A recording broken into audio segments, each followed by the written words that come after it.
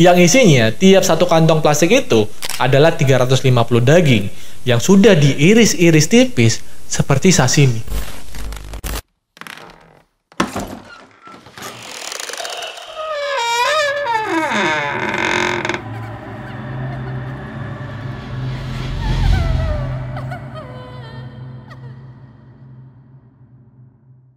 Halo semuanya, makasih yang udah klik video ini. Seperti biasa, untuk sumber-sumber kasus ini, kalian itu bisa temuin di Instagram kita, di Cerita Kain.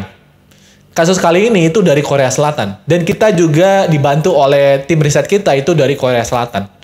Jika nanti emang ada salah-salah translate, atau salah-salah pengertian, dan kalau kalian lebih tahu tentang kasus ini, kalian juga bisa langsung aja komen di bawah.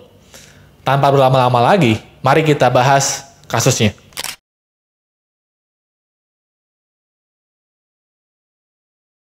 Pada tahun 2011, di Bandara Incheon Internasional di Korea Selatan, petugas bea cukai sedang melakukan pemeriksaan rutin pada bagasi yang masuk.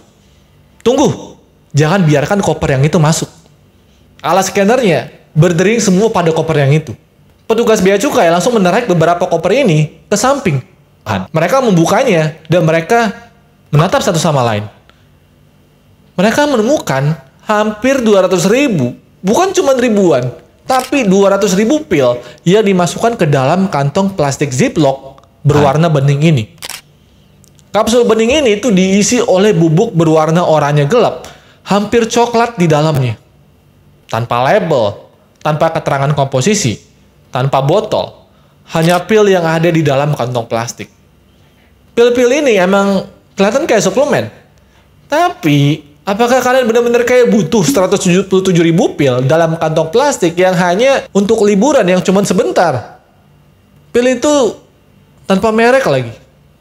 Nggak ada apa-apa. Bahkan nggak ada catatannya juga. Emang sih, hal ini itu nggak mencurigakan sama sekali. Di pikiran pertama bea cukai Korea Selatan, bahwa itu adalah narkoba. Halo? Kami baru aja menemukan operasi penyelundupan narkoba besar-besaran. Ini udah kayak El Chapo. Mereka itu langsung menyita semua pil ini. Lalu mereka mulai menguji satu persatu pil itu. Mereka juga bertanya-tanya, kayak apa sih kandungan dalam pil-pil ini? Si pembawa juga langsung menjelaskan bahwa pil-pil itu diselundupkan ke Korea Selatan untuk dijual sebagai pil peningkat kinerja hawa nafsu. Ya, kayak semacam Viagra, kalau kalian tahu. Pokoknya kalau kalian nggak nafsu saat ingin berhubungan intim, ambil pil ini. Kalian punya penyakit jantung atau kanker, ambil pil ini.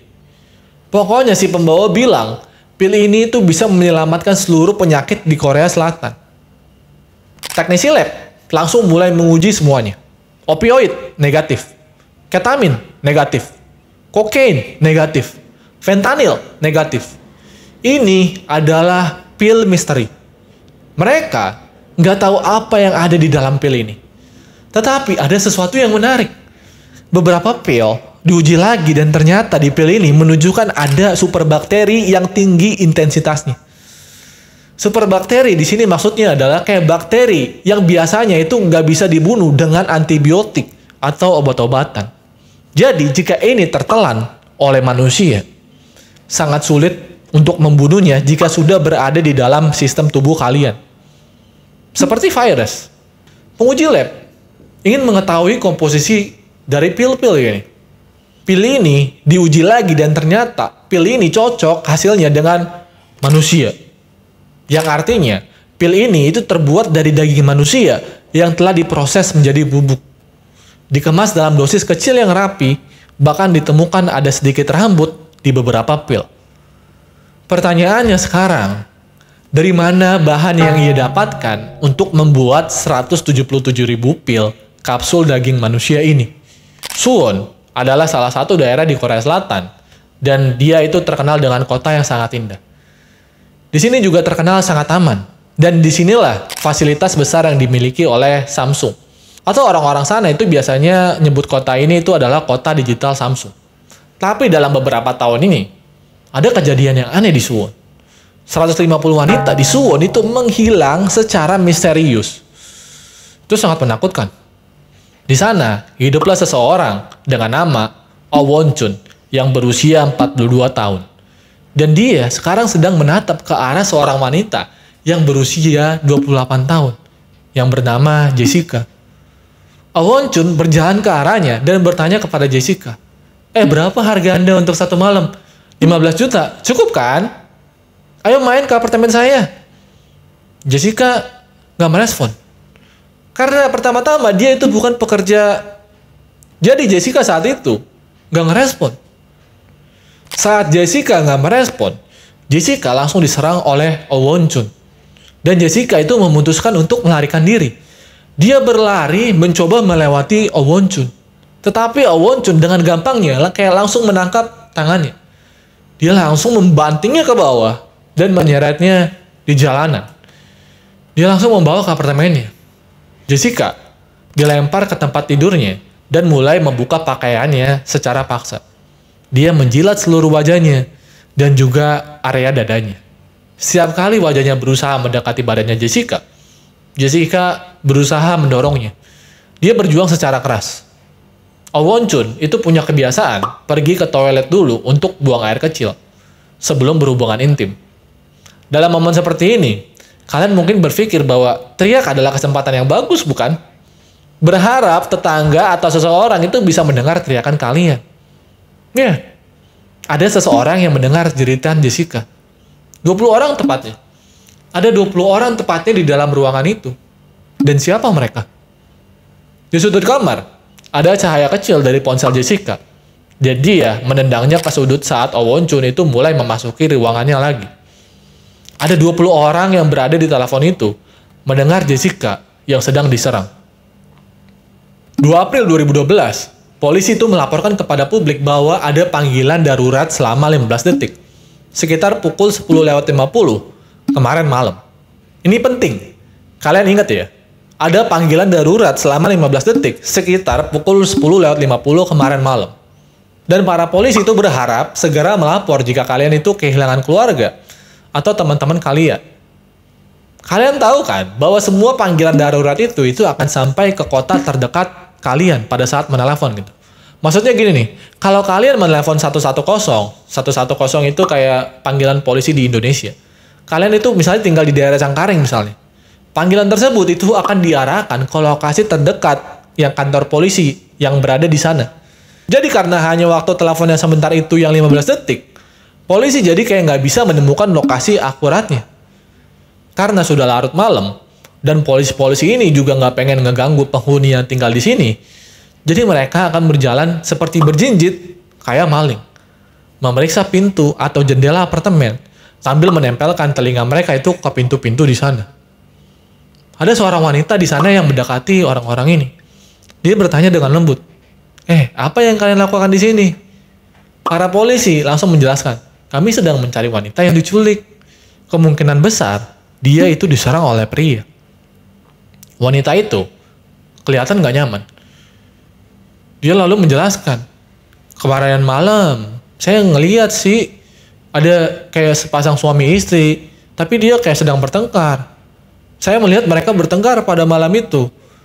Dan saya pikir itu hanya ya masalah biasa, masalah suami istri. Jadi saya nggak mau ikut campur. Polisi nanya lagi, mereka bertengkar tentang apa emang?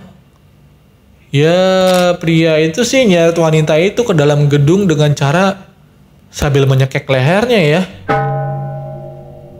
Apa mereka saling memanggil panggilan sayang? Yobo, Cagi, gitu nggak? Wanita itu cuman teriak-teriak aja sih, kayak minta tolong. Aduh, saya kira itu adalah pertengkaran suami istri, jadi ya saya nggak mau ikut campur aja. Polisi itu lalu nanya lagi, kemana kamu lihat mereka pergi? Oh, mereka masuk ke unit apartemen yang berpintu baja itu. Baik. Sekarang sekelompok polisi itu sudah berdiri di depan pintu baja ini. Dan sekelompok polisi yang lain juga menjaga pintu keluar lainnya. Apa kamu yakin mereka masuk ke unit apartemen ini? Karena kelihatannya nggak ada orang di sini nih. Mereka lalu mencoba mengetuk pintunya lagi. Ini polisi, buka pintunya. Karena udah nggak sabar, mereka langsung mendobrak pintunya dan langsung menangkap Oh Won Chun yang sedang memegang pisau yang berlumuran darah. Dia sedang dalam proses membungkus potongan daging-daging tipis yang dia potong untuk dimasukkan ke dalam plastik hitam. Dan di sana itu ada 14 kantong plastik hitam yang terpisah. Yang isinya, tiap satu kantong plastik itu adalah 350 daging yang sudah diiris-iris tipis seperti sashimi. Dia sedang memfilet daging. Lalu petugas melangkah ke kamar mandi. Di sana mereka menemukan tubuhnya Jessica. Tubuhnya Jessica itu ditemukan seperti ikan-ikan yang sudah diambil dagingnya untuk dijadikan sashimi. Seperti ikan-ikan yang hanya tersisa kepala dan buntutnya. Jessica ditemukan seperti ini, dengan rambut yang masih menempel di kepalanya. Dari leher atas sampai pahanya, semuanya itu dagingnya dipotong kecil seperti sashimi.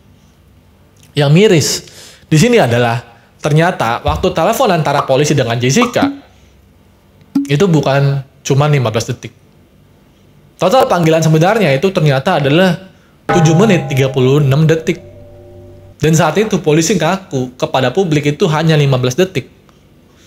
Dan publik langsung pengen minta transkripnya untuk di-open, untuk dibuka untuk publik. Ternyata, isi percakapan 7 menit itu adalah di mana Jessica yang sedang berteriak-teriak karena sedang diserang oleh Oh Won Chun.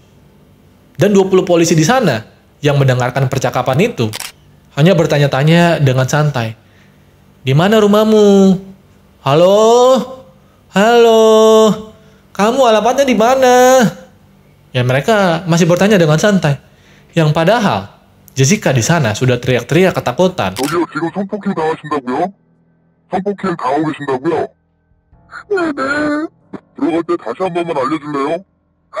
잘못했어요. 아저씨 잘못했어요. 여보세요. 주소 다시 한 번만 알려주세요. Di detik 7 menit 30 detik, ada seorang polisi yang ngomong, sepertinya mereka saling kenal satu sama lain deh. Kayaknya itu kayak pasangan suami istri yang sedang bertengkar gak sih? Lalu polisi langsung memutuskan sambungan telepon itu. Tit, tit. Di persidangan, Oh Won Chun itu bersaksi bahwa dia membunuh dan memotong Jessica itu pada esok harinya, pada pukul 5 pagi saat alarmnya berbunyi. Mirisnya lagi adalah bahwa kalau polisi pada saat itu menganggap bahwa ini adalah telepon yang cukup serius, mereka pasti bisa menyelamatkan nyawanya Jessica. Dan fakta yang paling mencengangkan adalah lokasi antara apartemennya Oh Won Chun dan lokasi polisi ini itu hanya sekitar 7 menit. Hanya sekitar 7 menit. Mati nggak lu? Ini terjadi karena kayaknya polisi ini cuman kayak malas aja gitu. Dan di pengadilan alasan polisi-polisi ini itu alasannya selalu kita itu nggak pengen ngebangunin orang-orang yang tinggal di sana karena pada saat itu udah malam. Makanya pada hari yang sama para polisi ini itu nggak mau mencari tahu karena alasannya gara-gara sudah malam, nggak mau ngebangunin orang-orang yang tinggal di sana gitu. Kayak besok aja lah ya, soalnya udah malam nih, nggak enak nih ganggu-ganggu orang-orang yang tinggal di sana. Padahal nyawa satu orang itu sedang dipertaruhkan gitu di situ. Oh Won Chun itu akhirnya dihukum seumur hidup di penjara. Dan 150 wanita yang hilang di Suwon, para polisi yang malas-malas itu kayak bilang lagi, oh enggak, ini sebenarnya nggak ada hubungannya dengan Oh Won Chun. Oke, segitu aja episode kali ini. Kalau kalian suka, like aja videonya. Kalau kalian nggak suka, tinggal dislike. Stay safe semuanya.